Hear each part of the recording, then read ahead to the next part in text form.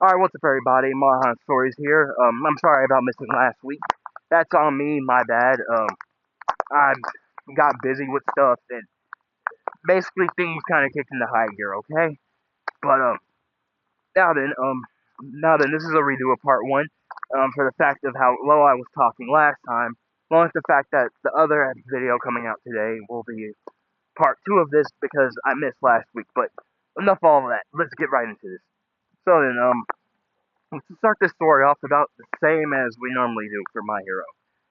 80% of the population born with quirks, 20% aren't, yada yada. Uh, Now then, we get right into things as, well, we open up on a little boy in the alleyway. A light brown skinned boy with white hair, pointed ears, and freckles.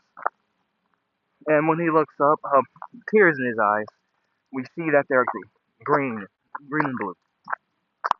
Now then, eventually, while during his crying, a green-haired woman, around 30 at the most, comes up asking him what's wrong, with him telling him her name is Inko and asking for his name, which he gives back as Masaru. Eventually, Inko keeps asking the little boy what he's doing out here with him, saying that he doesn't he doesn't want to go back to the orphanage. Everyone's mean there, and the kids bully him for his ears. And so, this woman seeing this, she gets a brief flash of her own son before offering out a hand, asking him if he would like to come stay with her. And the boy looks deliberate for a few minutes, well, for a few seconds, before taking her hand and with the two walking all the way to her apartment. When they get there, she calls out a boy named Izuku. With this, Masaru is hiding directly behind Inko's leg when Izuku comes out, another 9-year-old boy. And with this, she tells them to introduce themselves, with Izuku eventually coming up, offering out a hand to shake, with him telling him his name is Asuka Midoriya. And Masaru ends up taking his hand back, telling him Masaru. And with this, we skip about 5 years into the future,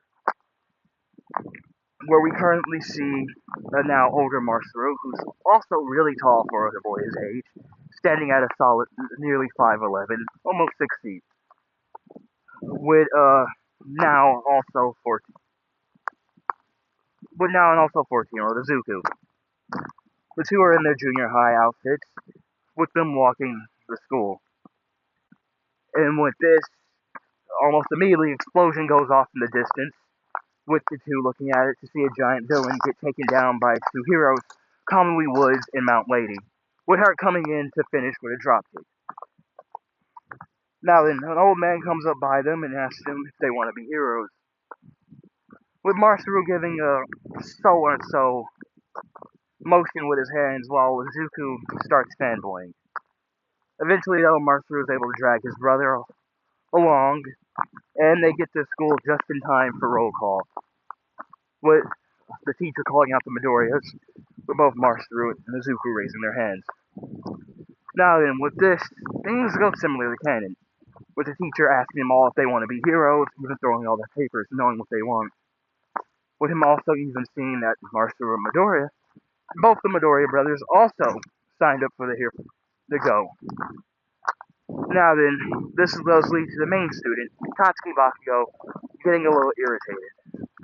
And so after class, he comes up to them to ask them what they think they're doing, trying to steal his spotlight. But Masaru telling him, asking him if Suki is mad, with Bakugo getting a really enraged look on his face while yelling at him that he told him to stop calling him that years ago, with Masaru only responding by somewhat laughing in his face and moving out of the way of the punch, before wrapping an arm around his neck and telling him to calm down, only a nickname. Now then, Katsuki just pushes him off and tells him to fuck off, before going along their way, with Masaru still just making jokes along the way. Now then, the two brothers end up leaving school, with them just talking, with Izuku going over a slight voiceover, telling him, explaining that, well, after Masaru first met Izuku, A few months later, Inko had officially adopted him as their son, on the fact of finding out even though he had pointed ears, he was quirkless, just like Izuku.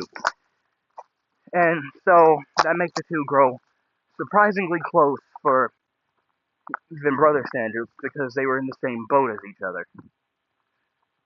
Now then, the two were just walking on their way while Masaru was dribbling a soccer ball in between, dribbling a soccer ball with his knees as they walked. With him starting off to explain, Zuko, huh, I get your trying. You want us to both be heroes, but do you really think it might be in the cards for us? I mean, I don't mean to be that guy, but being realistic, how can two quirkless teenagers get into a school like UA? With Azuka rebuttaling, saying, but we could try. It's the best we could do. With Masaru giving him a somewhat deadpan look before mothering about something of Azuku being way too optimistic. And with this, the two brothers keep walking before eventually they hear the manhole cover behind them getting broke open as the sludge villain comes out. Now then, while Izuku is paralyzed in fear, Masaru is the first one to react, kicking his soccer ball right into his eyes, while immediately telling Izuku to run, grabbing his brother's arm, and trying to get out of there as fast as possible. But the sludge villain recovers quickly enough to where he smacks Izuku away to a wall while grabbing on Masaru, telling him that hurt, but also saying that he's young, athletic, he would make a perfect body. And so he tries to, well, take over Masaru's body. Although, luckily enough for both of them, All Might shows up, punching the villain away, knocking Masaru out, and letting him right by Izuku. Now then, when they both do wake up again, they see All Might standing over them, with them both freaking out about it being All Might of all people. And with All Might showing them that they signed their notes. And while Masaru was happy about this, thinking about how he's going to tell Kyoka, he sees Izuku jump on All Might's leg as he jumps off. And he grabs on just at the same time before Izuku can go off as well. While they're in the air, Masaru screams at Izuku, asking him what the hell was he thinking doing this? With Izuku rebuttaling again, saying, why did you jump on then? While they're flying through the air, with All Might also asking what they're doing. With Masaru again telling him that they're brothers, they stick together no matter what. We'll just let him do something this idiotic and not come with him. And while the two brothers are having a slight argument in the air, All Might eventually lands. And then things go from canon to here. With Izuku asking if both of them, even if they're quirkless, can be heroes. With All Might delivering delivering the same line he did as canon, that it'd be better for them both to become police officers. And while looking at Masaru, he had good form, telling him that it might be in the cards for him to be a soccer player more than anything else. And with that, All Might picks up and leaves. Masaru looks over at the dejected Izuku before putting a hand on his back and telling him, come on, Izu. At least be happy we got his autograph, and that's something at least. While giving Izuku a somewhat crooked smile, trying to lighten the mood, before they both eventually walk down the building, before hearing an explosion in the distance. Now then, again, things go as canon from about here. The only difference is that there's another person here kicking a ball into the sludge villain's eyes again. But things don't really change all that. Well, they change, but not that much. You'll see what I mean later. But eventually, All Might gets the strength seeing these two quirkless teenagers run up to save a friend, before rolling back a punch, yelling out Detroit Smash, and changing the weather. Now then, with this, things go pretty good about canon. Zuko and Masaru both get scolded. Masaru having an angry look on his face, before letting off that we did more to help than all of you, before he grabs Zuko and angrily walks off. And while they're walking, Masaru is just mothering about those pro heroes being asses. And with this, eventually All Might stops the two brothers, with him telling both of them about his power and saying that Izuku can become a hero. And All Might does explain his reasoning why he wants Izuku to be the wielder of One for All. That Izuku is optimistic to a T. He's definitely what a hero should strive to be, while Masaru is a bit more pessimistic than his brother, and from what All Might can tell, more reductive. Reductive shit.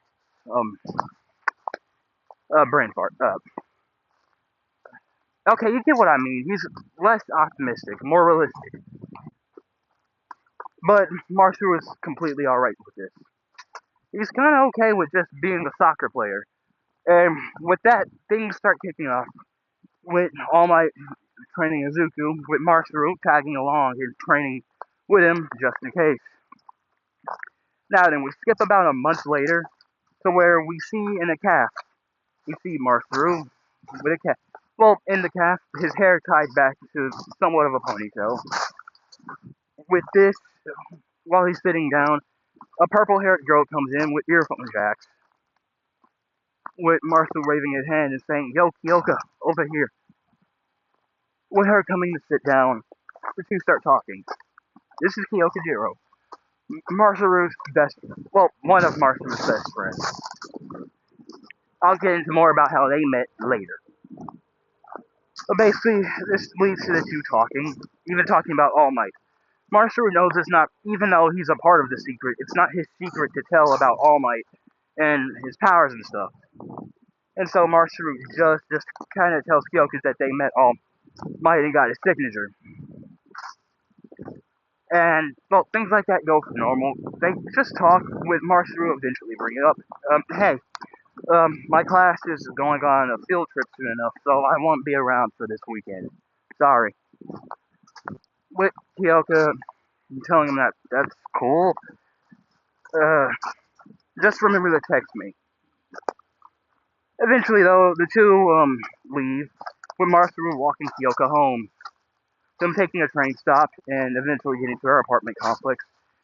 Her giving him a kiss on the cheek before going up the stairs into her apartment complex.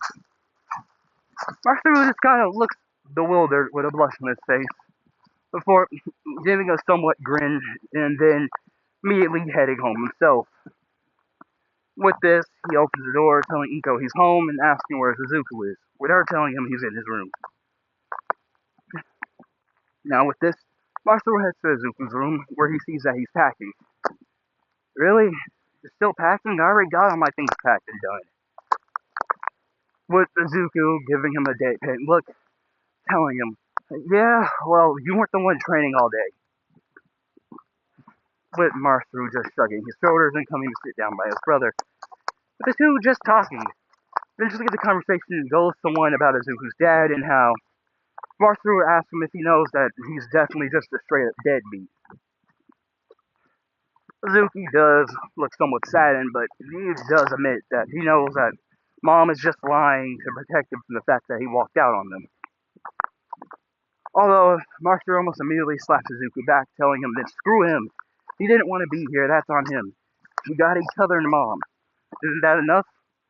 While also putting an arm around Izuku's neck, bringing his brother in close. But Izuku just giving him a smile, before telling him that, yeah, it's enough. And with this, we skip 2 more days into the future, where we see Alder Junior High getting ready to get on the school bus, with Masaru putting an arm around Katsuki's neck while they go, asking him, Suzuki, you ready? With Bakugo almost immediately yelling at him, telling him to stop fucking calling me that, and move, as he launches an explosion that Masaru easily dodges. What's wrong? Big Back Bomb Boy upset, with the two just having a banter before the teacher steps in, telling them to cut it out.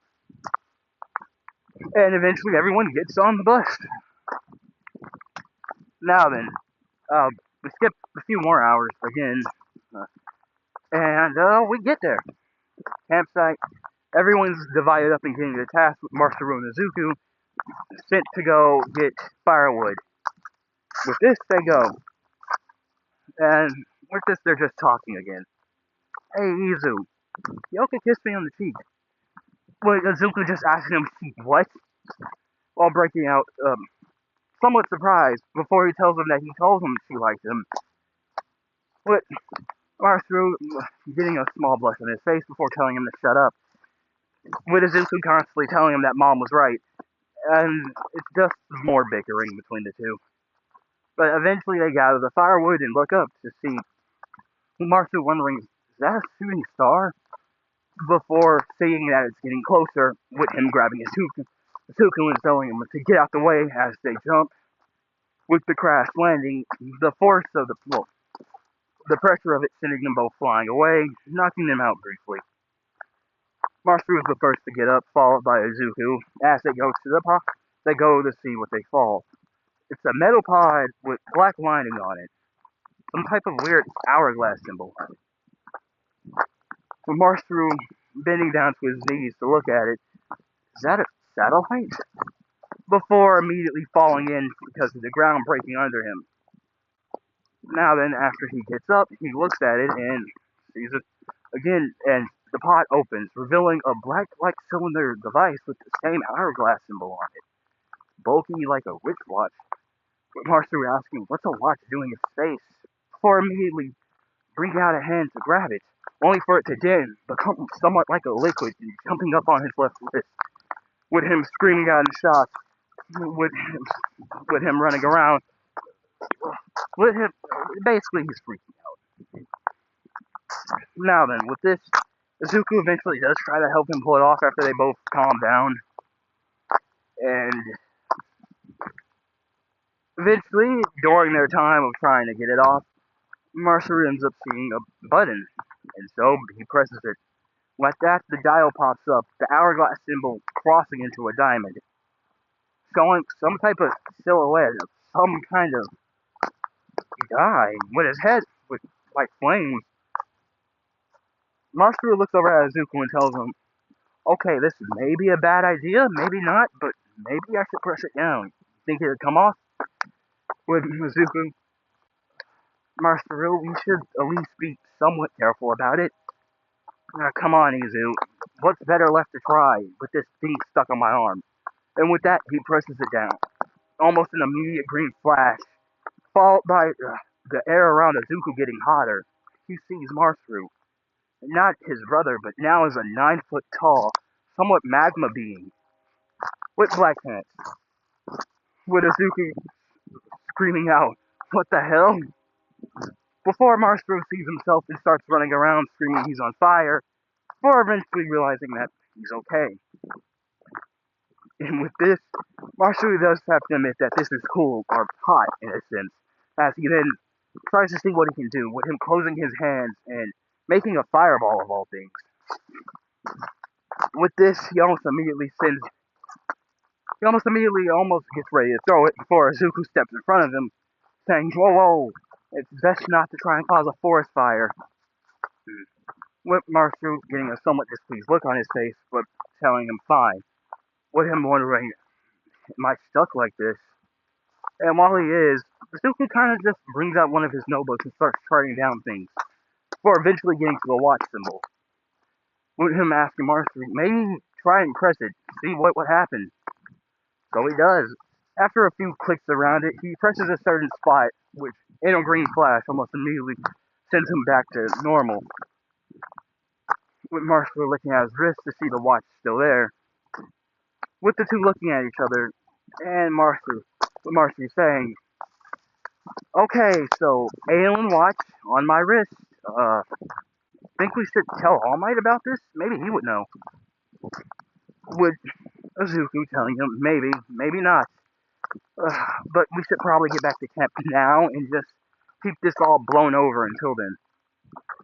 With Masaru giving him just a slight head nod before they grab the firewood they dropped, picking up while also hiding the watch under Masaru's sleeve and going along.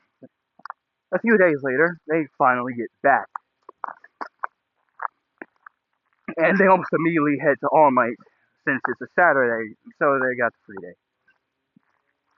They go to All Might, basically explaining everything that happened, along with even All Might being surprised and even asking Masaru to demonstrate, with him turning back to the fire guy again. As Masaru then tells All Might, I was thinking of giving this guy a name. How about Burnout? With, with Izuku wondering, looking at him, Burnout? Really? I was thinking something more of like Heat Blast, or something else. With Masaru telling him that's a stupid name. Well, Heat Blast isn't, but the other one, Charcoal Man, that's just dumb.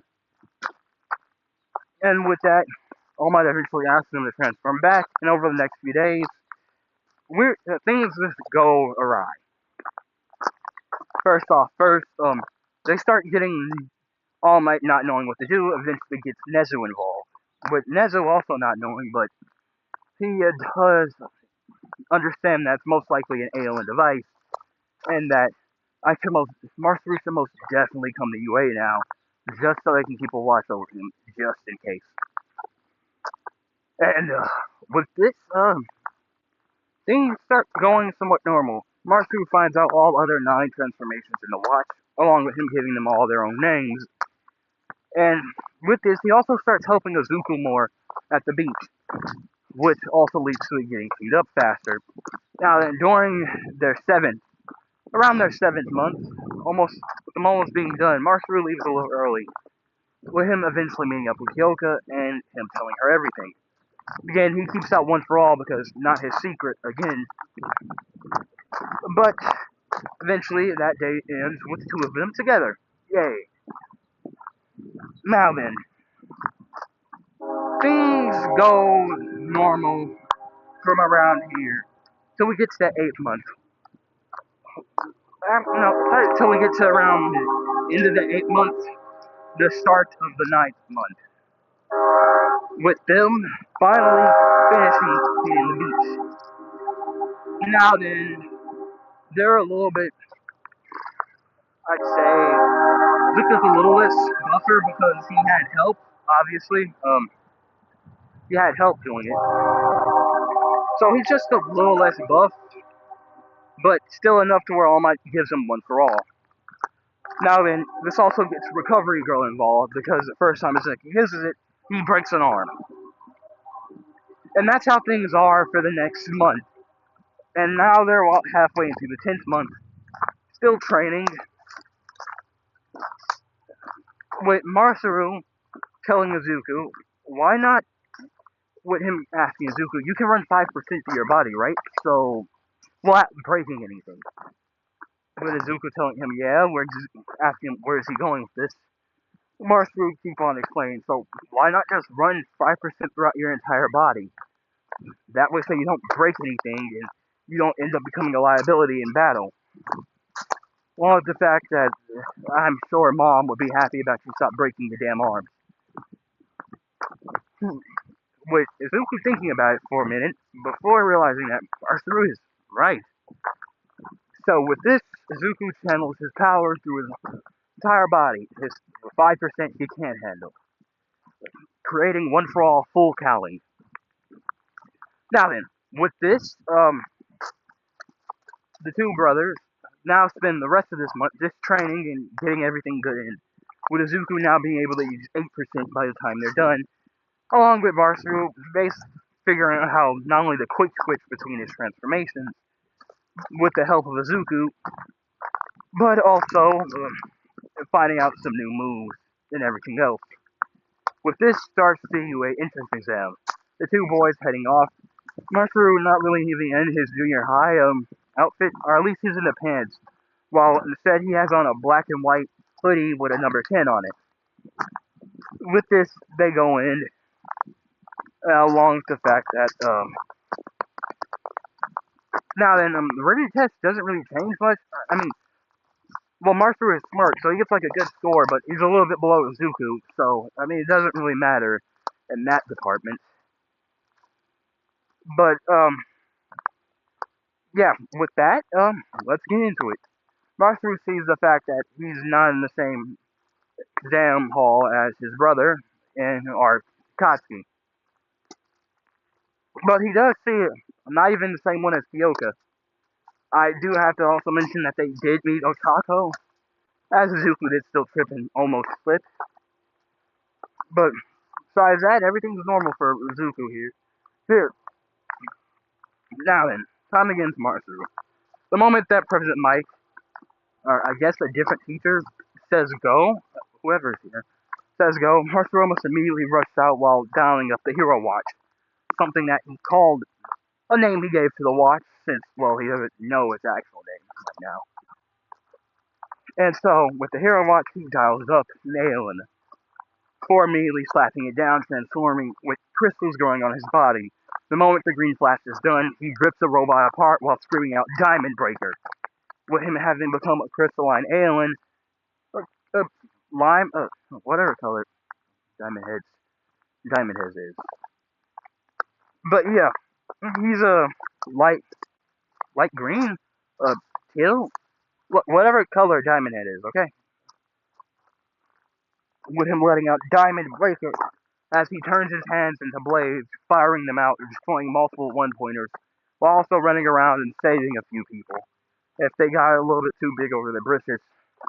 Eventually, around, I'd say 5 minutes of doing this, he almost immediately runs to a building while making a crystal construct, shooting himself up into the air, while also firing down on other robots before landing on a building. And while running off it, he hits the omnitric symbol, the Hero Watch symbol on his chest, as in a green flash, he's no longer Diamond Head, Diamond Breaker, but instead a 12-foot, four-armed, red-like alien, with him screaming out forearms as he pulls his arms back, sending out a devastating sonic clap, destroying multiple two-pointers around him, that also send him flying back into the air, with Masaru eventually landing and just straight up ripping through multiple two-pointers and one-pointers.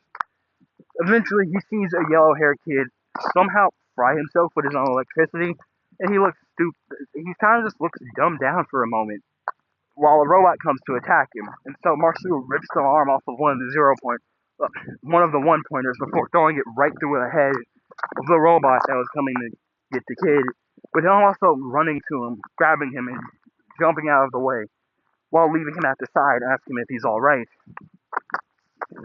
With him also transforming back, just lets him Hero Watch recharge for a little bit. With him saying, yeah, I'm fine. What's your name? With Masaru replying, Midoriya Masaru. You? Dinky Kaminari. With that, the two shake hands, but that's quickly interrupted by the zero-pointer, breaking through a building, with Masaru looking at it before getting a smile on his face, telling Kaminari to just sit back and watch. This is gonna be fun. As he he presses the button and props up the dial, with Kaminari asking him what's he gonna do. Masaru telling him it's hero time, before slapping it down, and the air around him heats up as after the flash is over, he's burnout. With Kaminari wondering just what is this guy's quirk. He saw him as a diamond dude just a little bit ago to start. With him asking him, Masaru, what's his quirk? With him telling him, well, as we go into a little flashback, with Izuku telling Masaru that, maybe you should come up with a fake quirk name. It'd be easier to play off instead of an alien device. With Nezu also even telling Masaru this while they sit inside a UA conference room. Well, yeah, you're right about that, but what name? With Nezu giving him one. How about One-Man Army? A quirk that allows the user to transform into 10 different transformations because of a special energy inside them. With Masaru saying he'll take it, and he almost immediately explains to Kaminari the name and what it does, before shooting fire into the ground, puffing up a rock, as it brings up as he flies on it, turning into a flaming rock, with him soaring straight through the sky, for eventually jumping off the rock, heating his body up severely, causing multiple people to feel the heat, before turning into somewhat of a flaming drill, going right through the Zero Pointer's head, destroying it immediately, while him stopping his flames before catching himself on a billboard in a handstand, flying down it, along with him grabbing multiple people out of the way of the falling Zero Pointer. And while he's doing this, he hears a beep, and almost immediately drops someone to the ground before transforming back and, well, kind of face planting before putting himself into a role to help protect himself and his head. When he gets up, he sees that time is up while him letting out a, well, yeah, from being him and winning.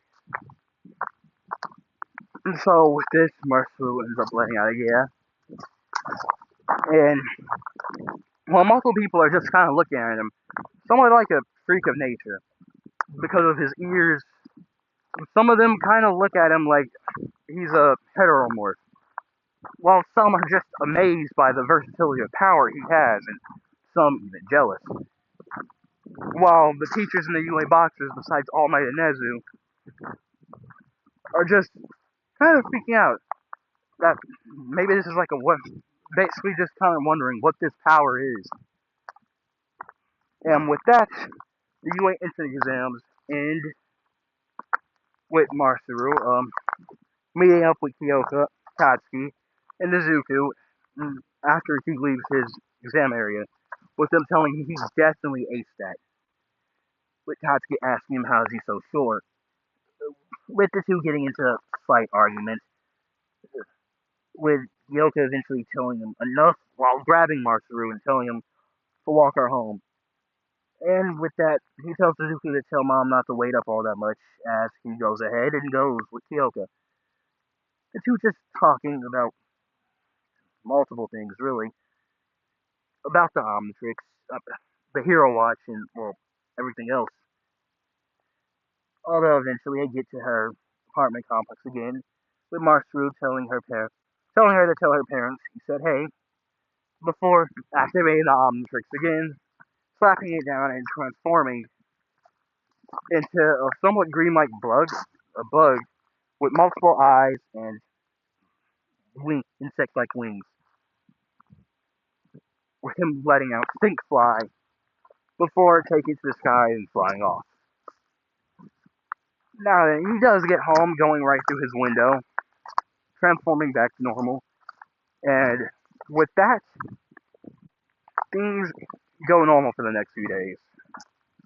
Going to Mr. Smoothies, stuff like that. Although eventually they finally get the letter telling him that him and Izuku got into UA. And with that, they go off to meet All Might, who takes them to Mr. Smoothies while they talk. Basically going off about everything and how he does expect great things from the boys.